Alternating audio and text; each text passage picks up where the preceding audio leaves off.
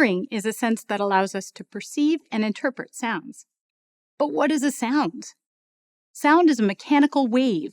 This wave is often represented as a vibration.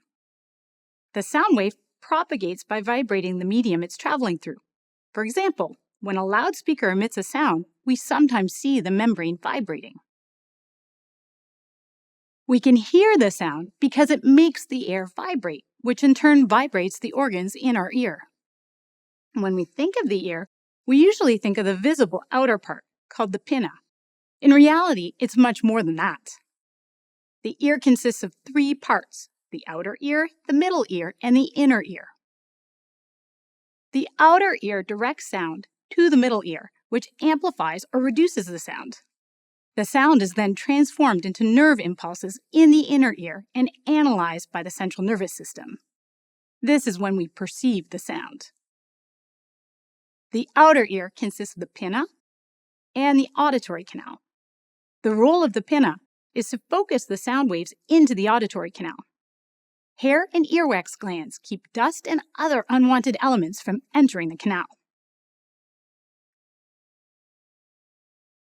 The sound then travels to the middle ear. It creates changes in pressure that cause the vibration of a membrane, the eardrum. It vibrates like the skin of a drum or membrane of a loudspeaker. This creates a chain reaction. The eardrum vibrates, which causes the 3 ossicles to vibrate: the hammer, the anvil, and the stirrup. The ossicles, in turn, vibrate the cochlea. The cochlea is a snail-shaped organ of the inner ear.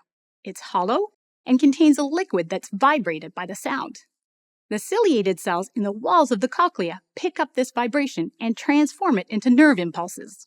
Once the sound waves have been transformed into nerve impulses, they can be sent to the central nervous system by the cochlear nerve, also called the auditory nerve. The nerve impulse is analyzed and the sound is perceived. Let's recap. What do we now know about hearing and the pathway of sound?